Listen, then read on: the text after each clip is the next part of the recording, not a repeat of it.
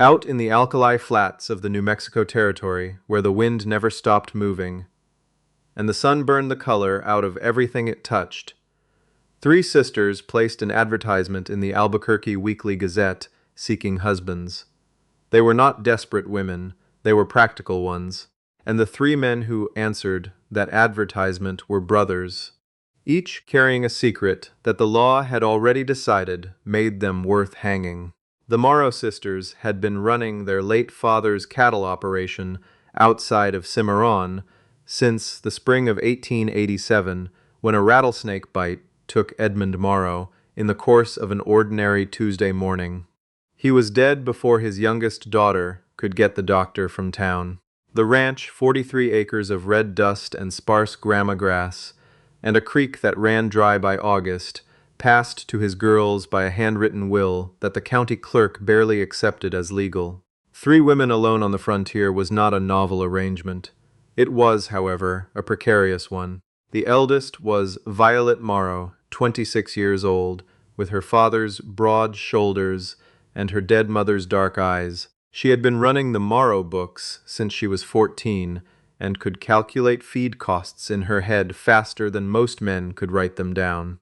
The middle sister, Annabeth, was 23, quieter and more watchful than Violet, with an uncanny ability to read weather and horses and people with equal accuracy. The youngest was Delia, 20 years old, and the only one of the 3 who had ever been to the theater, having spent 3 months with a distant aunt in Santa Fe the previous winter. Delia had come home with opinions about everything, and a stubborn refusal to be frightened of anything that hadn't yet proven it deserved her fear. They needed help. 3 women could not brand cattle, mend fence line, negotiate with buyers, and keep predators, the 4-legged and 2-legged varieties, off the land simultaneously. They had tried. The summer of 1887 had demonstrated this in exhausting, unambiguous terms. So Violet composed the advertisement in her careful, unornamented handwriting, and they submitted it to the Gazette, and they waited. 3 letters arrived inside of a month, all from the same post office box in Trinidad, Colorado. The first was from a man who called himself Everett Cross. 31 years old, he wrote. A former Army quartermaster turned ranch hand looking to settle. His handwriting was precise, almost military, and he used no extra words. Violet read his letter twice and said nothing to her sisters except that he sounded capable. The second letter came from a man named Hollis Cross, younger 27, he claimed, who wrote with an easy, rolling confidence that made Delia read sentences aloud to the others at the supper table and laugh at the wry asides. He described himself as a carpenter and sometime trader. He had been to places with names that Delia had only read about. The third was from August Cross, 24, the youngest of the 3 writers, and his letter was the shortest of all. He wrote that he was not a man of many words, that he was good with animals and machinery, and that he was honest. He added at the bottom in smaller script, I have a great deal to make up for. I intend to spend a considerable portion of my life doing exactly that if given the chance. Annabeth had read that last letter 3 times. She folded it carefully and kept it in the pocket of her working apron. The Cross brothers arrived by wagon on a September morning when the air had finally cooled enough to breathe without effort. They came up the ranch road through the juniper scrub in a battered Studebaker wagon pulled by 2 mismatched horses, and Violet watched them from the porch with her father's old Winchester resting in the crook of her arm. She had not put it away when Hollis Cross raised a hand in greeting from 50 yards off. The men who smiled first from a distance were not always the men worth trusting. They were, unmistakably, brothers. The same long jaw, the same careful way of climbing down from a wagon, each one scanning the immediate terrain before his boots touched the ground. The same coloring, somewhere between sandy and brown, as though the sun had been at them equally and at length. Everett was the tallest and the most serious-faced. Hollis had crow's feet at the corners of his eyes from laughing, and he was already forming one now, though he had the sense not to let it break into a full grin. August stepped down last and stood quietly near the horses, letting his brothers carry the introduction forward. You didn't mention in your letters that you were brothers, Violet said. You didn't ask, Everett replied. It was not an apology. Violet considered that. No, she said. I didn't. She lowered the Winchester a fraction. Get your gear inside. Supper's at 6. What she did not know, what none of the sisters knew on that first September evening, sitting down to a meal of red beans and cornbread with 3 strangers who ate without complaint and cleaned their plates without being asked, was that the name Cross was not the name any of them had been born with. 2 weeks into their arrangement, on a Tuesday evening after the others had gone to bed, Violet came to the kitchen for water and found Everett at the table with a letter he turned face down the moment she appeared in the doorway. She looked at the letter. She looked at him. You don't have to tell me tonight, she said. No, he said, I don't. He was quiet for a moment. The lamp between them threw a circle of yellow light on the scarred tabletop. But I'm going to. The name they had been born with was Aldgate.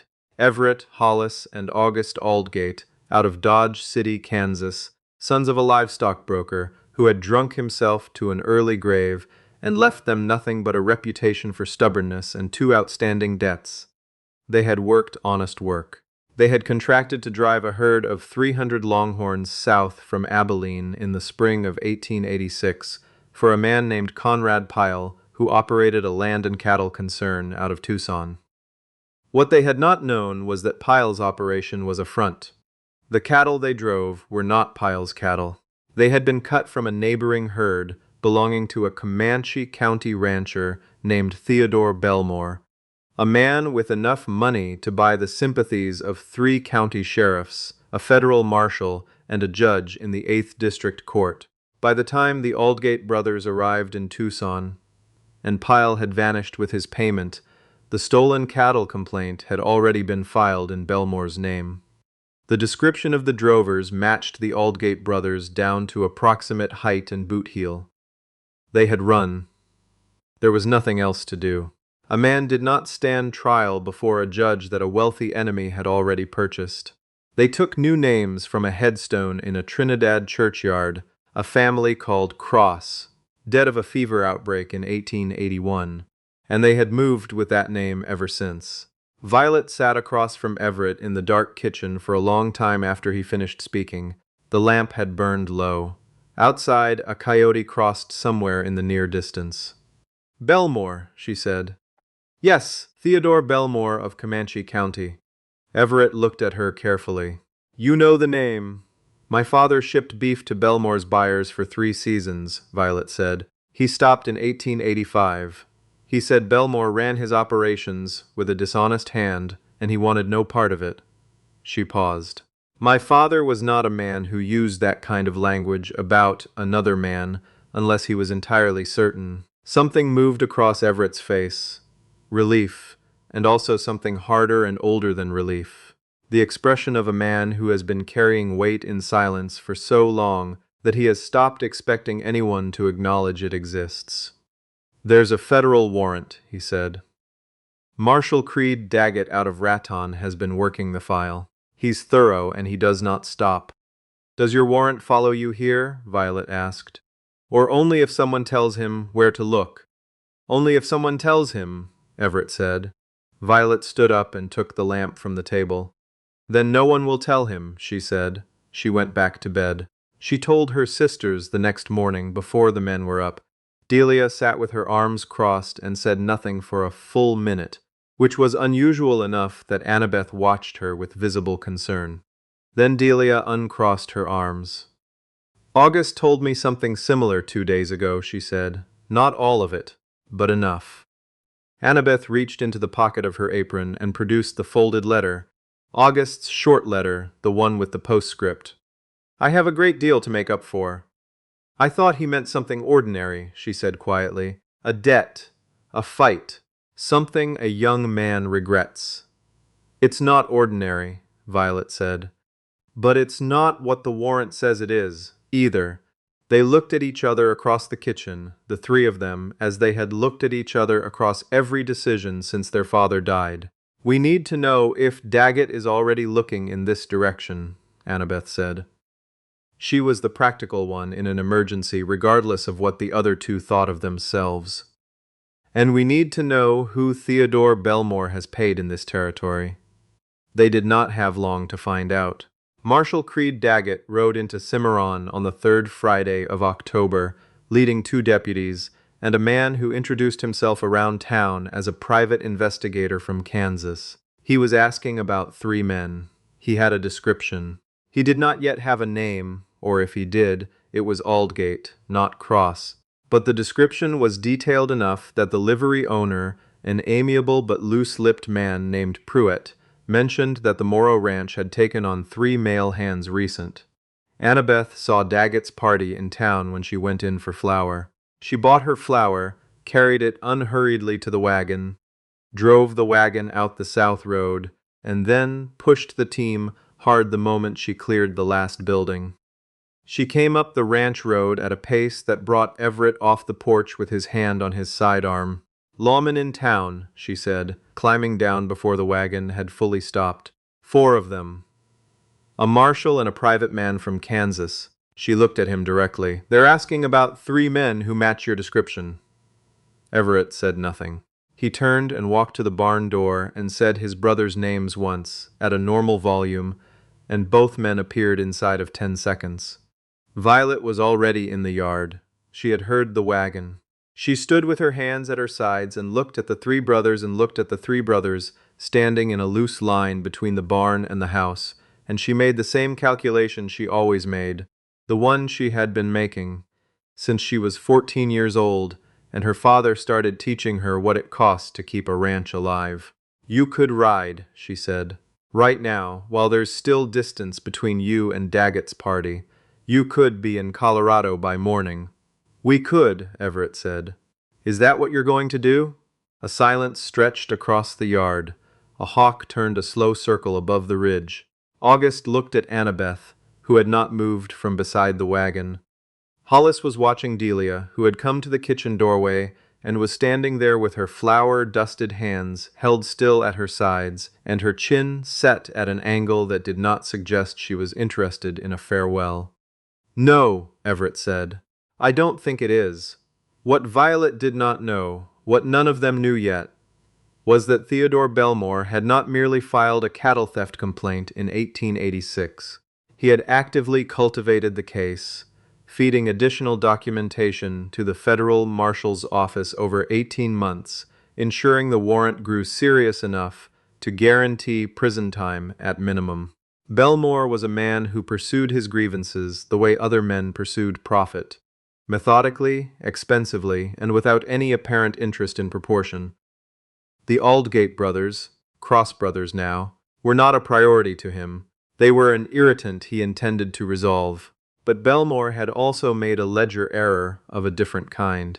In the course of building his fraudulent cattle case against the Aldgates, he had used his connection to the 8th District Court judge to file a secondary claim against a competing ranch, a claim that had displaced a family from their grazing rights and cost them their livelihood. That displaced rancher, a man named Orrin Fisk, had spent 2 years documenting Belmore's judicial manipulation before dying of pneumonia without ever finding a court that would hear him. His widow had given the documentation to her brother, who was a newspaper editor in Santa Fe.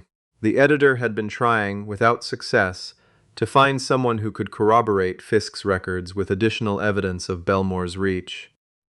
Delia had met the editor's wife at her aunt's house in Santa Fe the previous winter. She had not thought of it again until this moment, standing in the kitchen doorway with flour on her hands, watching Everett Cross. Everett Aldgate declined to run. She went inside and wrote a letter.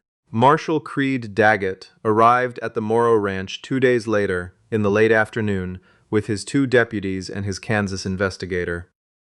He was a lean, angular man with a handlebar mustache and the flat, evaluating eyes of someone who had been lied to professionally for most of his career. He sat his horse in the yard and looked at the 4 people who came out to meet him, Violet, Everett, and 2 ranch hands who happened to be Hollis and August or so, Violet introduced them, using names she had invented the previous evening. "I'm looking for 3 men," Daggett said, "brothers, wanted in connection with a cattle theft in 1886. "I have 2 hired men," Violet said. "They're not brothers and they haven't mentioned Kansas." Daggett looked at Everett. Everett looked back. The afternoon light came slant and orange across the yard. "You mind if I look around?" Daggett asked. "I mind considerably," Violet said pleasantly. "Unless you have a writ." He did not have a writ. He was good enough at his work to know he did not currently have enough to compel one. He sat his horse for another moment, memorizing faces, and then he touched the brim of his hat and rode out. "He'll be back," Everett said, when the sound of the horses had faded down the road. "Yes," Violet agreed, "but perhaps not for the reason he expects." What arrived in Cimarron before Daggett could obtain his writ was a telegraph from Santa Fe. Delia's letter had reached the editor in 4 days. The editor, a meticulous man named Webb, who had been waiting 2 years for precisely this kind of corroboration, had spent those 4 days cross-referencing Orrin Fisk's documentation against the cattle theft complaint that had been filed against the Aldgate brothers. What he found was not subtle. The same 8th District Court clerk who had processed Fisk's fraudulent grazing claim had also processed the expanded Aldgate warrant, and in both cases the filing fees had been paid in advance by a land management company that existed on paper only, owned by Theodore Belmore. Webb sent copies to 3 places simultaneously: the Albuquerque Weekly Gazette, the Territorial Governor's Office, and the United States Circuit Court in Denver. The story broke on a Wednesday. By Thursday, the Circuit Court had issued a hold on all outstanding warrants connected to the 8th District Clerk pending investigation. By Friday, federal investigators from Denver had arrived in Dodge City asking questions about Theodore Belmore's land holdings. Belmore's attorneys began filing injunctions with the energy of men who understood exactly what exposure looked like. Marshal Creed Daggett read the Gazette at the Cimarron post office on Wednesday morning. He was a thorough man and a relatively honest one, which was why Belmore had never tried to buy him directly. Daggett was not buyable, but he was usable, which was a different and more efficient arrangement. He sat with the paper for a long time. Then he rode back out to the Morrow Ranch. Violet met him in the yard alone this time. The men were working fence line. Her sisters were in the house. Daggett dismounted and held the paper out to her. She took it and read it. She handed it back. "The hold on the warrants doesn't mean the men are cleared," Daggett said. He was not a man who arrived at a conversation from a comfortable angle. "It means the case is under review. There's a difference."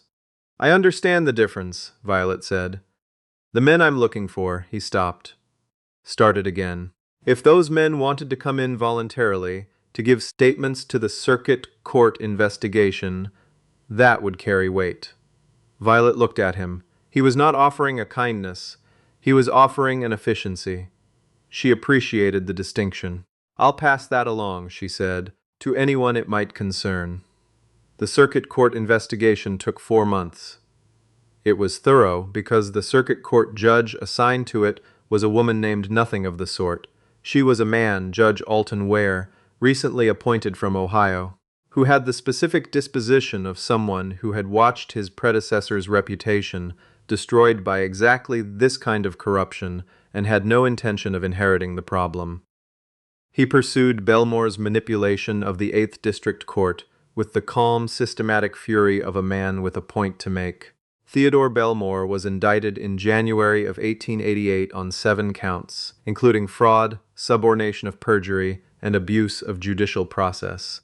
The cattle theft charges against the Aldgate brothers were formally withdrawn in February, the original complaint having been demonstrated beyond any reasonable doubt to be fabricated.